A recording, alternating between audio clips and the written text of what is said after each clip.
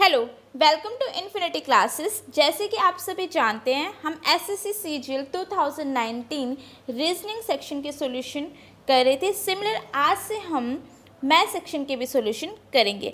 आप हमारे साथ जुड़ सकते हैं फेसबुक और टेलीग्राम पर।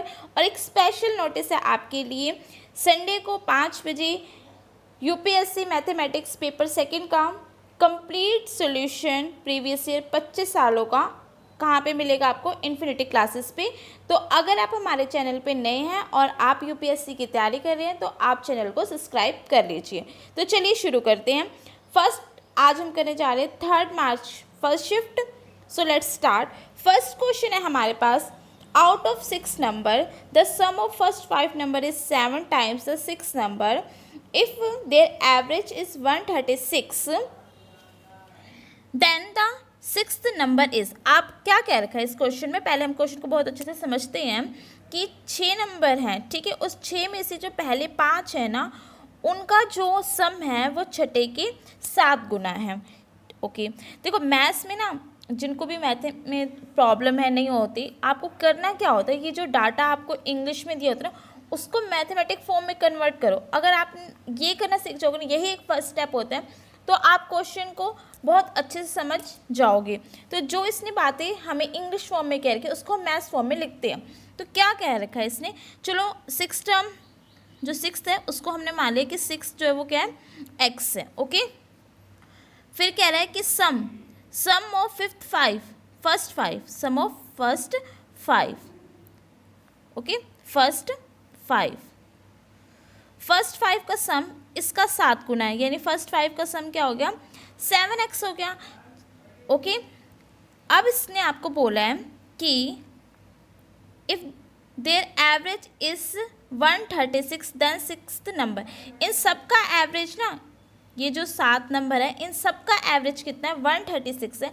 तो आप ये बताओ छठा नंबर क्या था? छठा नंबर आपको बताना है कि 6 नंबर क्या है। ओके, बहुत आसान है। तो x प्लस में 7x, ये तो हमारे पास टोटल नंबर हो गए। इसका एवरेज कितना है?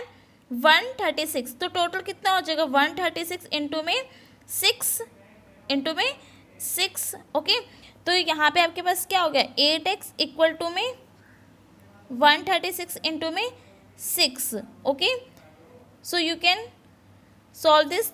x की वैल्यू निकल जाएगी 136 इंटू में 6 डिवाइड बाय में 8। आप इसको कैंसिल कर लोगे, कैंसिल करने के बाद आपके पास आंसर आ जाएगा 102।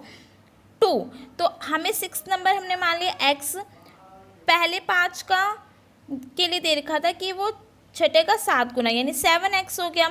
और ये जो आपके पास 6 नंबर है इनका एवरेज 136 था, तो सम कितना हो जाएगा? 136 इंटू में 6 और नंबर ये आपके पास, तो 8x बराबर हो जाएगा 136 इंटू में 6, यानी यहाँ से आप x की वैल्यू निकालोगे, यानी आप अपना 6 नंबर निकाल लोगे जो कि आएगा 102।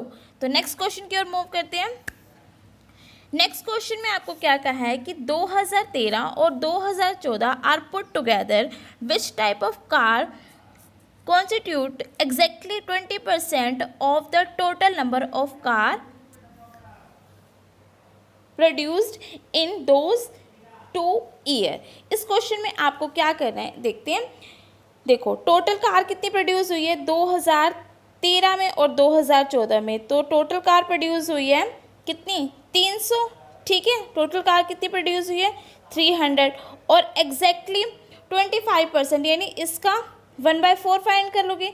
इसका 1/4 कितना हो जाएगा? ओनली 75। इसका 1/4 यानी 25% कितना हो जाएगा? 75। तो देख लेते हैं 2013 में और 2014 में किन का सम क्या है? 75 है। तो आप देखोगे डी क्या है?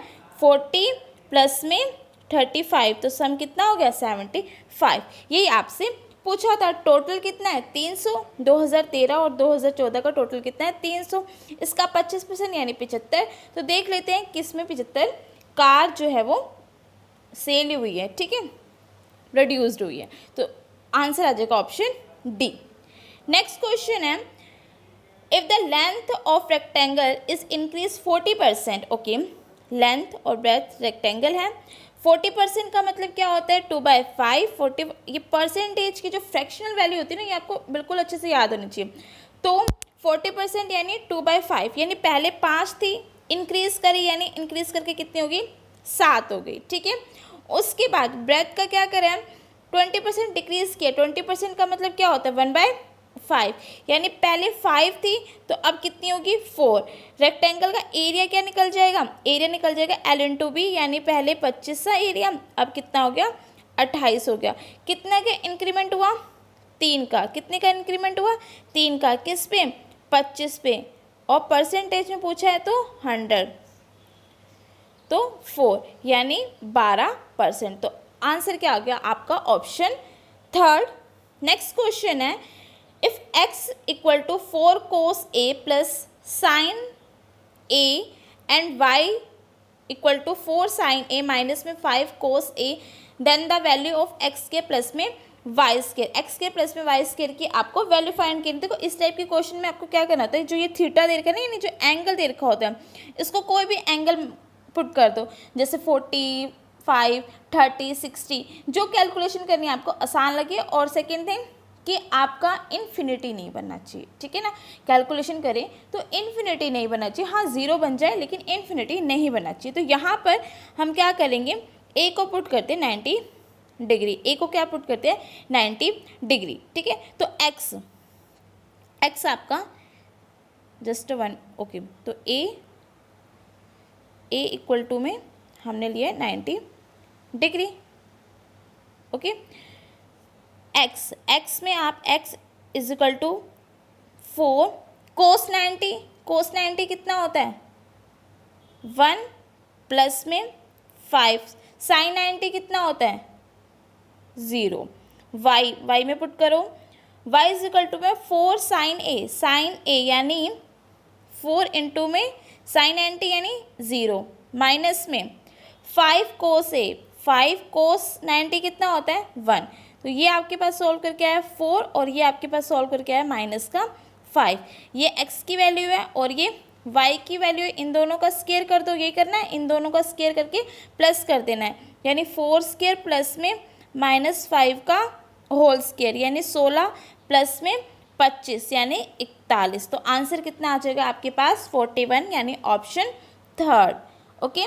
नेक्स्ट क्वेश्चन है, a shopkeeper marks the price of the article in a such a way that after allowing 28% discount, अगर वो 28% का डिस्काउंट देता है तो उसको 12% का क्या होता है प्रॉफिट होता है। इफ़ द मार्क प्राइस 224, अगर MP यानी मार्क प्राइस कितना है 224 है, तो आपको कॉस्ट प्राइस फाइंड करना है। जब भी क्वेश्चन CP और MP में होता है, प्रॉफिट और डिस्काउंट होता है, तो एक बहुत अच्छा रिलेशन होता है CP और MP के बीच में। CP होती है आपकी 100% माइनस में डिस्काउंट परसेंटेज, और MP होता है आपका 100% प्लस में प्रॉफिट परसेंटेज। ये रिलेशन कहाँ से आया ना, इसको लिए मैं आपको नेक्स्ट वीडियो में एक स्पेशल वीडियो छोटी सी बना दूंगी 1-2 मिनट की, उसमें आप इसको देख लेना, ठीक है, कि ये रिलेशन आया कहाँ से, कि CP जो होता है वो 100% माइनस में डिस्काउंट परसेंटेज होता है और MP जो होता है वो 100% प्लस में प्रॉफिट परसेंटेज होता है, ठीक है। तो अकॉर्डिंग टू दिस 28% का उसने डिस्काउंट दिया, तो इसके हिसाब से CP कितना हो जाएगा 100 माइनस में 78, 100 माइनस में 78 यानी 72, CP कितना हो गया 72, और प्रॉफिट कितना कर रहा है 12% का, तो 100 प्लस में 12 कितना हो जाएगा 112, कितना हो जाएगा 112। तो हमारे पास MP कितना आया 112, लेकिन क्वेश्चन में MP किसके बराबर है 224 के, 1 यूनिट बराबर हो जाएगी किसके 2 के, और हमसे पूछा है क्या CP, और हमारे पास CP कितना है 72, तो 72 यूनिट निकाल लोगे, यानी 2 इंटू में 72 यानी 144। तो आपके पास आंसर आ जाएगा ऑप्शन डी 144, ठीक है। नेक्स्ट क्वेश्चन है क्वेश्चन नंबर 6। क्वेश्चन नंबर 6 में आपको ये करना है कि the percentage increase in the total cars in 2016 over 2012। तो 2012 में आप देखोगे 120 कार्स बनी थी, और 2016 में 180, तो कितनी इंक्रीज़ हुई है 60 की, और 120 का 50% है 60, तो कितना परसेंटेज हो जाएगा 60%। ठीक है, बिल्कुल सिंपल क्वेश्चन था ये तो। नेक्स्ट क्वेश्चन है, a person sell an article 10% below the cost price. ठीक है, क्या कर रहा है, कॉस्ट प्राइस से 10% में कम में सेल करें, यानी एसपी जो है वो 10% कम है इसका। Had he sold it for 332 more he would have made a profit of 20। अगर वो 332 रुपये ज़्यादा में बेच देता है तो उसको 20% का प्रॉफिट होता है। तो आपको ओरिजिनल सेलिंग प्राइस फाइंड करना है। देखते हैं, देखो पहला केस के हिसाब से सीपी और MP, sorry SP, okay SP, तो 100 रुपीज़ अगर सीपी था तो एसपी कितना है 90, क्योंकि उसको 10% का डिस्काउंट हुआ है। अगले केस में उसको 20% प्रॉफिट हो रहा है, यानी 100 की चीज़ वो 120 में सेल कर रहा है, राइट। तो यहाँ पर उसको कितने रुपीज़ इंक्रीज़ हो रहे हैं 30, है ना। और क्वेश्चन में 30 यूनिट किसके बराबर दे रखी है 332 के, तो एक यूनिट निकाल लो कि 332 बटे में 30 के। और आपसे पूछा है कि ओरिजिनल एसपी बताओ, ओरिजिनल एसपी कितना है 90, तो यहाँ से हम 90 यूनिट निकाल लेंगे, जो 90, तो 90 की वैल्यू आ जाएगी आपके पास 332/30 इंटू में 90। ठीक है, 0 से 0 कैंसिल, और ये 3 मल्टीप्लाई कर दोगे 332 को 3 से, तो आंसर आ जाएगा 996। सिंपल क्वेश्चन था। नेक्स्ट क्वेश्चन है, a train cross a pole in 12 second. एक ट्रेन है जो पोल को 12 सेकेंड में क्रॉस कर देती है। देखो जब पोल को, ऐसी चीज़ जो ट्रेन की डिस्टेंस यानी ट्रेन की लेंथ के आगे बिल्कुल 0 है, वहाँ पर ट्रेन सिर्फ अपना डिस्टेंस ट्रैवल करती है, ओके। और एक ब्रिज जिसकी लेंथ 170 मीटर है, इसको पार करने में उसको 36 सेकेंड लगते हैं। तो आपको बताना है कि ट्रेन की स्पीड क्या है। ठीक है, ट्रेन की स्पीड क्या है, तो डिस्टेंस का फॉर्मूला एस इंटू में टी, ओके, ये यूज़ करेंगे हम। तो फर्स्ट क्या कह रहा है, फर्स्ट में क्या रखा है कि a train cross a pole 12 second, okay. तो वहाँ पे उसकी स्पीड रही होगी, मान लेते ट्रेन की लेंथ एल है और टाइम लगा उसको 12 सेकेंड का, राइट, ओके। उसके बाद दूसरे केस में ट्रेन की स्पीड एल थी, प्लस में ब्रिज की लेंथ 170 थी, और इसको करने में उसको कितना लगा 36। ये भी क्या है डिस्टेंस है, और ये भी क्या है डिस्टेंस है, तो दोनों को क्या रख सकते हैं इक्वल रख सकते हैं। तो यहाँ पे L और ये वाला L प्लस में 170 इक्वल टू में 36, दोनों क्या हो जाएंगे बराबर हो जाएंगे। ये दोनों क्या हो जाएंगे बराबर हो जाएंगे। इसको जब आप सॉल्व करोगे तो यहाँ पे आपके पास L निकल कर आएगा कितना 85, यानी ट्रेन की जो लेंथ है वो कितनी है 85 मीटर। ट्रेन की लेंथ कितनी है यहाँ पर 85 मीटर, ओके। ट्रेन की लेंथ है 85 मीटर। हमें क्या निकालना है स्पीड निकालनी है।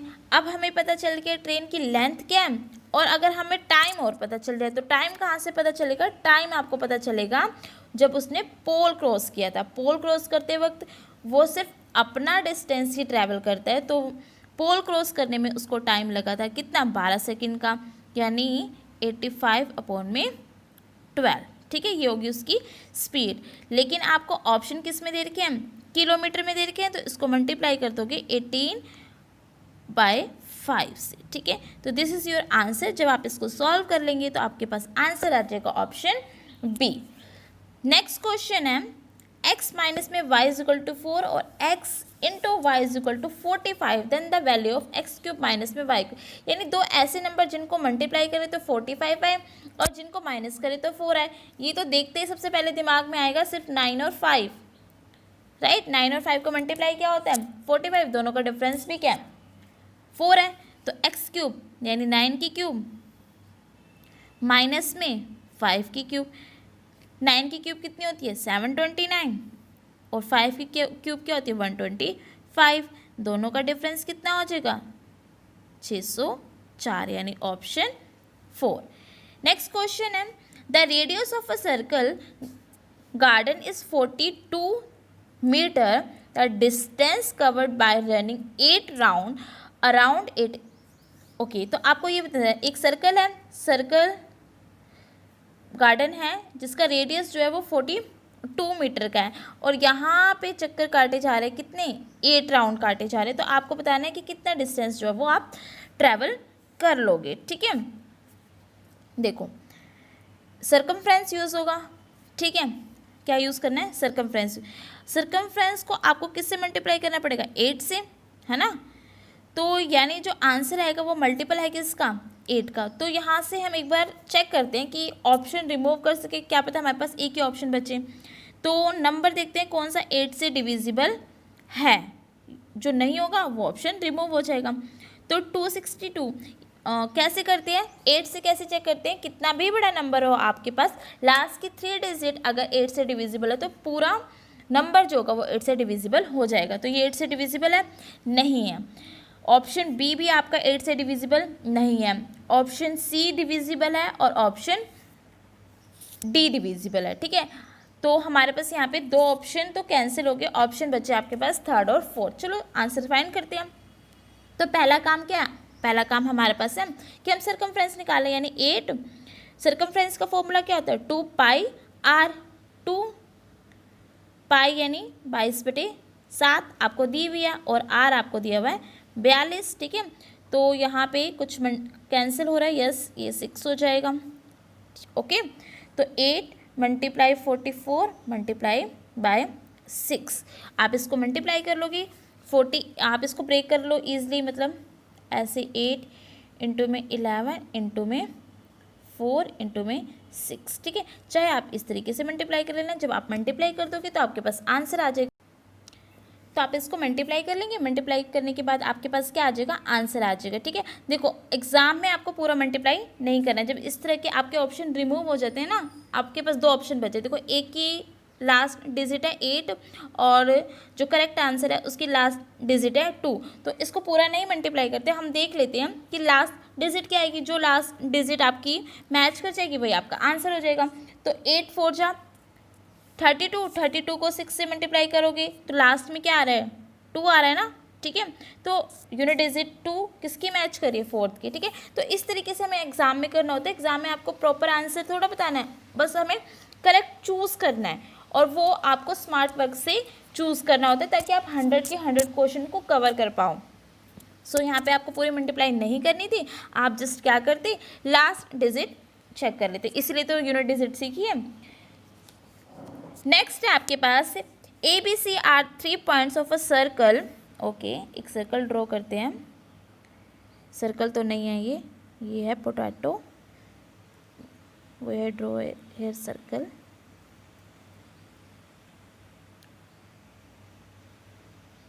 This is your circle. तो ये एक सर्कल हो गया। अब इसमें 3 पॉइंट है, 3 पॉइंट, एक पॉइंट हम यहाँ पे A, एक यहाँ पे B और एक यहाँ पे हमने C एज्यूम कर लिया है। ठीक है, उसके बाद क्या क्या रखा है, ओके ये कोड है, इनको मैच कर देते हैं हम। और यहाँ पर एक O है सेंटर, लाइक दिस, इस तरीके से हो जाएगा और ये ड्रॉ हो जाएगा। OR 180 degree and 130 degree, AB वाला 110 है। ठीक है, और ये 130 है। आपको फाइंड करना है BAC, यानी आपको एंगल A ये फाइंड करना है, बहुत आसान है। देखो ये A की रेडियस, ये रेडियस है ना, ये क्या है, ये रेडियस है, और रेडियस है तो ये वाला और ये वाला पार्ट क्या होगा, सेम होगा, डिफरेंट पेन यूज़ करते हैं, ये और ये सेम होगा, यानी इसके एंगल क्या हो जाएंगे। तो ट्रायंगल का सम कितना होता है 180, एक साइड का एंगल 110 हो गया, तो बाकी दोनों साइड का कितना रहेगा 70, और जब सेम है तो दोनों एंगल कितने आ गए 35 और 35, तो ये वाला पार्ट आपके पास कितना आ गया 35 डिग्री। सिमिलर यहाँ पे यही कॉन्सेप्ट यूज़ होगा। तो 180 में से 130 माइनस कर दोगे, ठीक है, तो आपके पास 50 बच गया। तो 50 यानी 25 ये वाला एंगल हो गया और 25 ये वाला एंगल हो गया। तो ये कंप्लीट एंगल आपसे पूछा है, तो 35 प्लस में 25 यानी 60। So simple. Next question, next question है the ratio of number of boys to number of girls in a school 640 students is 5:3. If 30 more girls are admitted in school, then how many more boys should be admitted so that the ratio of boys to that of the girl becomes 12:14:9. So simple question है, बहुत आसान है. देखो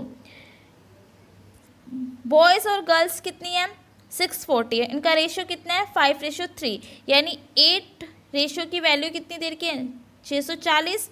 यहाँ से 5 ratio यानी हम boys निकाल लेंगे. बॉयज़ आपके पास कितने, पहले 1 रेशियो निकाल लेते हैं क्योंकि बच्चों को प्रॉब्लम होती है कि भाई सीधा यहाँ से कैसे कर लिया. तो 1 रेशियो आ जाएगा आपके पास कितना 80. ठीक है, 5 रेशियो आपके पास कितना आ जाएगा, यानी बॉयज़ कितने आ जाएंगे 400. गर्ल्स है आपकी 3, यानी 3 रेशियो कितना आ जाएगा 240. तो ये तो आ गया. एक्चुअली में गर्ल्स और बॉयज़ कितने हैं 240 और 400. अब क्या होता है, अब होता है कि बॉयज़ में नंबर इंक्रीज हो जाएंगे, गर्ल्स आपकी क्या रह रही है सेम रह रही है. ठीक है 240 240. ओके 30 मोर गर्ल्स आ गए यानी 270 हो गया. बॉयज़ में हमें कितना ऐड करना है कि रेशियो कितना आ जाए आपके पास 14 रेशियो में 11. ठीक है 240 आपके पास गर्ल्स ही प्लस में 30 और होगी तो 270 हो गया. आपसे पूछा कि बॉयज़ में कितना ऐड कर दे कि आपके पास गर्ल्स और बॉयज़ का रेशियो कितना आ जाएगा 14:9. यहाँ पे आप इसको सॉल्व कर लोगे तो आपके पास क्या आ जाएगा x आ जाएगा, यानी हमें बॉयज़ को कितना और ऐड करना होगा ताकि जाके गर्ल्स और बॉयज़ का रेशियो कितना बन पाए 14:9 बन पाए. सो नेक्स्ट क्वेश्चन है हमारे पास a lies in the first quadrant and 610 is equal to में 5. देखो टेंजेंट 10 ए कितना हो जाएगा 5/6 हो जाएगा. ठीक है, अब इस क्वेश्चन को 2 मेथड है करने के. एक मेथड जब आपको पेपर में यही क्वेश्चन आता हो और एक मेथड जब और भी क्वेश्चन करने हो. तो जब आपको एक यही आता हो तो टेंजेंट क्या होता है,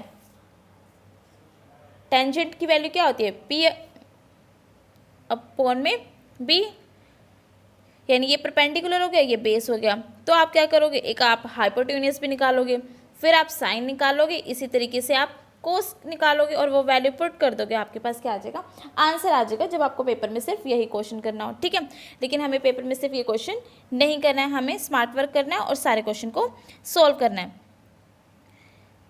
ठीक है, तो एक टेंजेंट की वैल्यू पी अपॉन में बी भी होती है रेशियो की फॉर्म में, और ट्रिग्नोमेट्री फंक्शन के रूप में देखें तो साइन अपॉन में कोस भी होती है. तो यानी ये साइन है और ये आपके पास क्या है कोस है, तो ये हम यूज़ करेंगे क्योंकि हमें बाकी क्वेश्चन भी करना है. तो बस इसमें हम क्या करेंगे वैल्यूज़ रख देंगे. तो 8 साइन की क्या जगह क्या रख दोगे 5, माइनस में 4, कोस की जगह 6, नेक्स्ट कोस प्लस में 2 इंटू में साइन यानी 5. इसको सॉल्व करते हैं. 40 माइनस में 24 अपॉन में 6 ये और प्लस में 10 यानी 16. दोनों को माइनस कर दोगे तो 16 अपॉन में 16, यानी आंसर आ जाएगा 1. ओके, नेक्स्ट क्वेश्चन है आपके पास x plus Y X Y Z 3 integer है. x प्लस वाई 8 है, y प्लस जेड 13 है, z प्लस एक्स 17 है और आपको फाइंड करना है मे बी यहाँ पर x स्क्वायर वाई जेड लिखा हुआ है. ठीक है, इसको थोड़ा सा आप क्या कर लेते हैं जूम कर लेते हैं. सॉरी ये जूम नहीं हो पाएगा.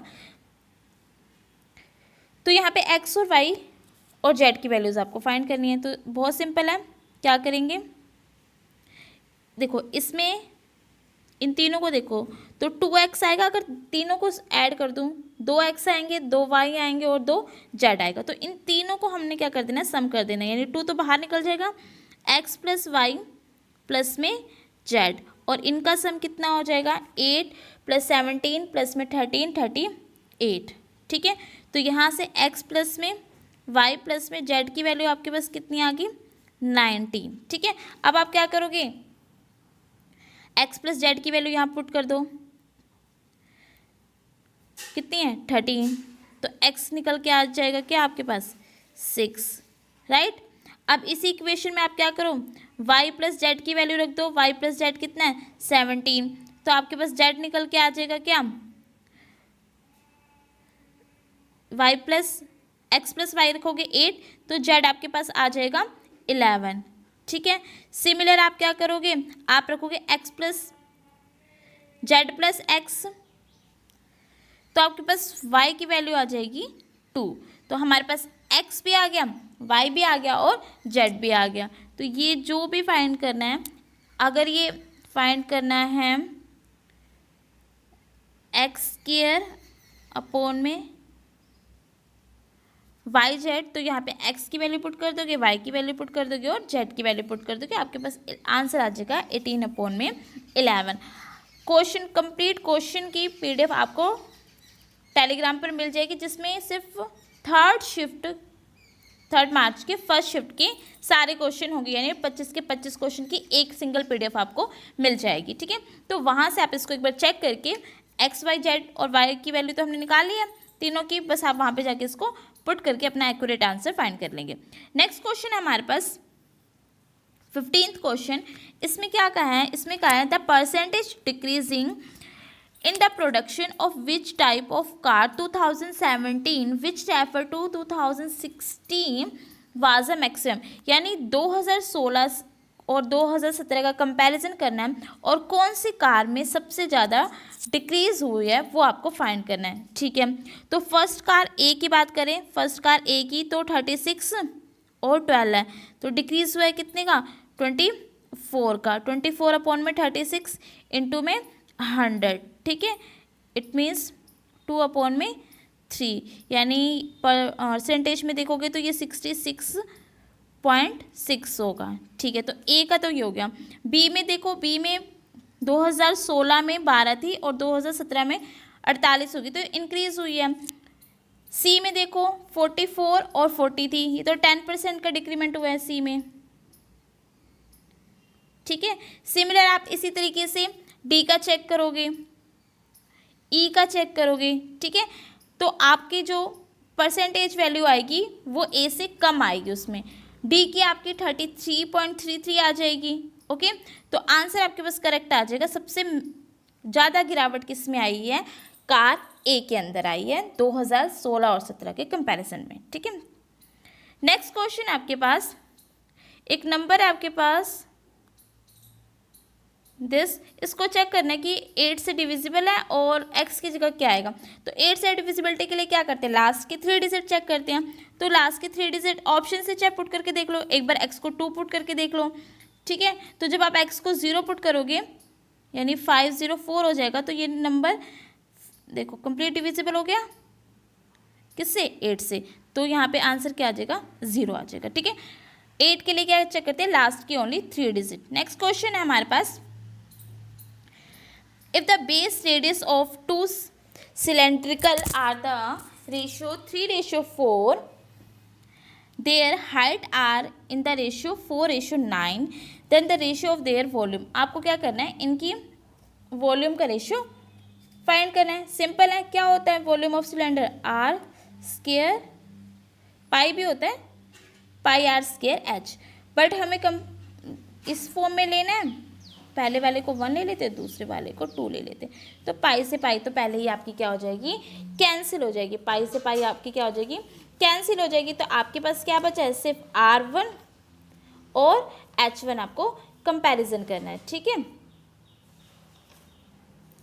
तो जस्ट आप यहाँ पे वैल्यूज पुट करो, R1 पहले का क्या है 3 और इसका स्क्वायर हो जाएगा, ओके, इनटू में 4 अपॉन में 9, हाइट का रेशियो यही है।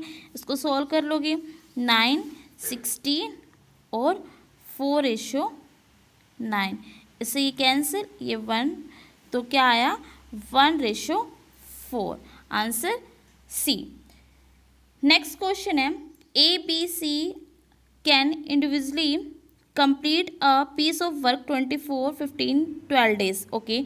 तो 24, 15 और 12, तो टोटल वर्क आपके पास आ गया कितना 120, एलसीएम ले लोगे, ठीक है। इसकी एफिशिएंसी आ गई 5, इसकी एफिशिएंसी आ गई 8 और इसकी एफिशिएंसी आ जाएगी 10, ठीक है।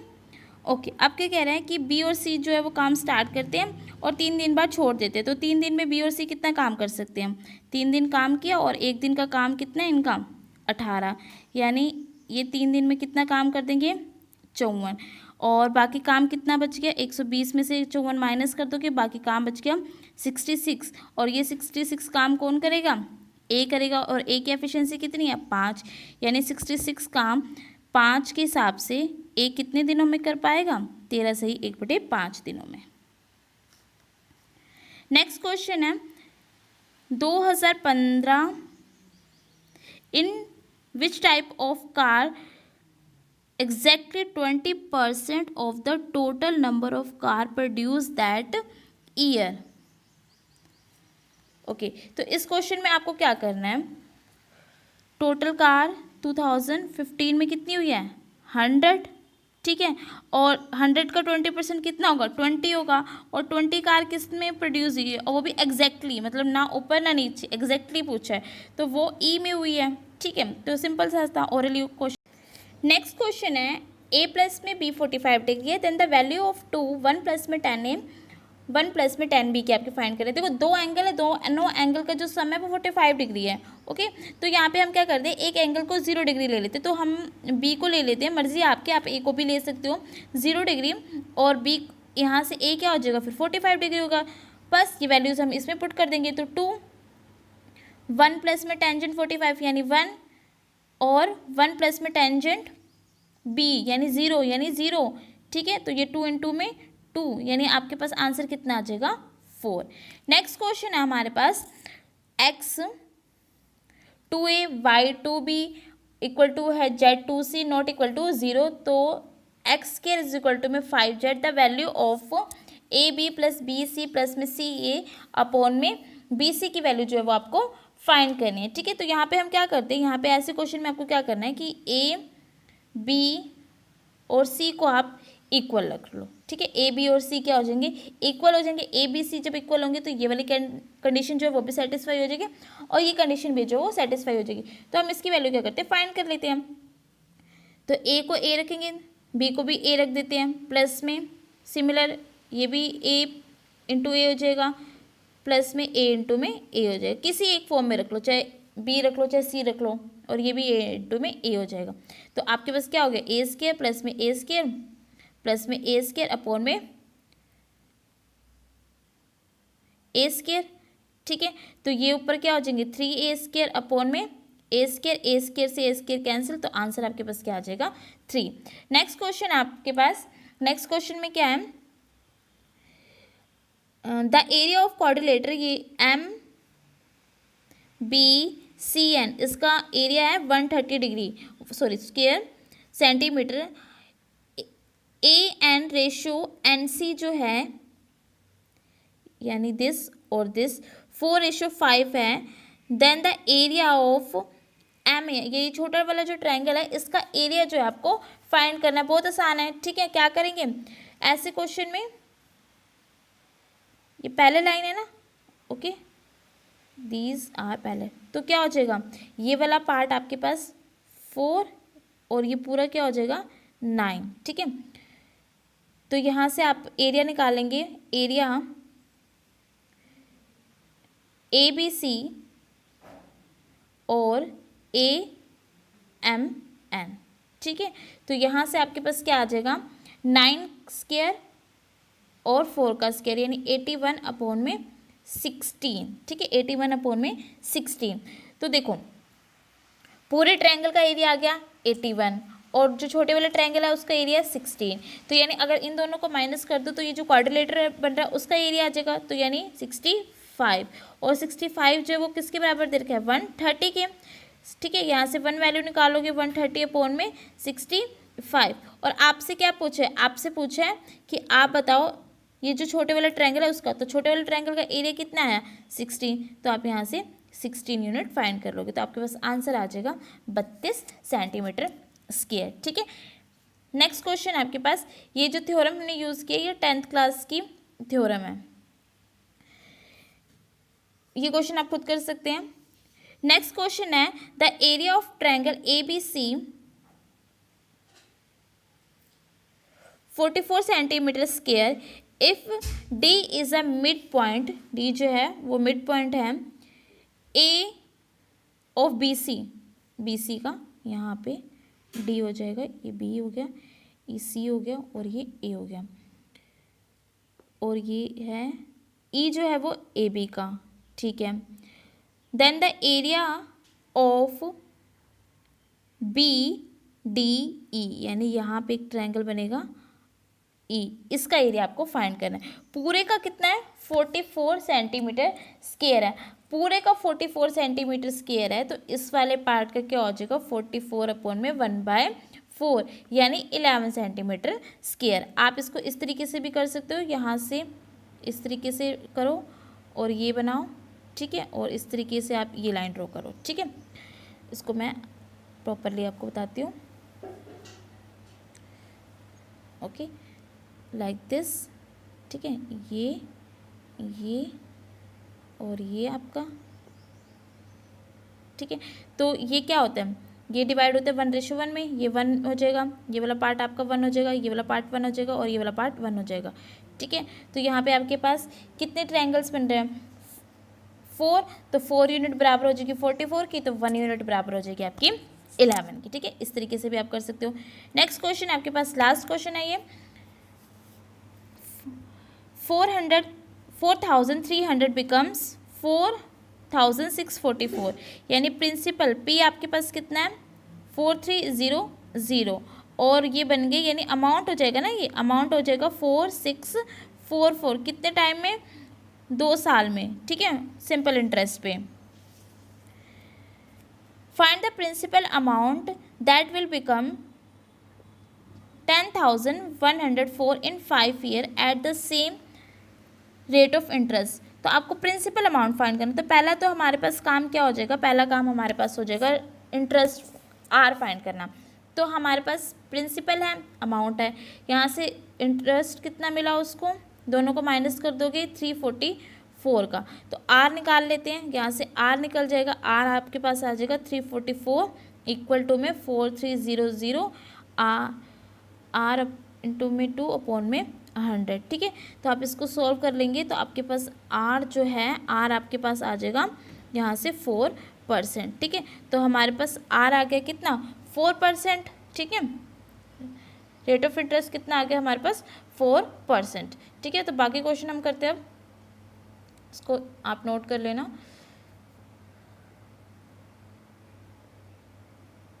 ओके। तो R हमारे पास 4% आ गया, आपको अमाउंट दे रखा है, यानी 10104 माइनस में P कर दूँ तो इंटरेस्ट आ जाएगा, ये इंटरेस्ट हो गया। P मुझे फाइंड करना है, R मैंने निकाल लिया था कितना 4 और टाइम हमारे पास कितना है 5 ईयर, ठीक है, अपॉन में 100। तो इसको आप सॉल्व कर लोगे तो आपके पास क्या आ जाएगा, प्रिंसिपल आ जाएगा, जो आएगा 8420, ठीक है। तो ये था थर्ड शिफ्ट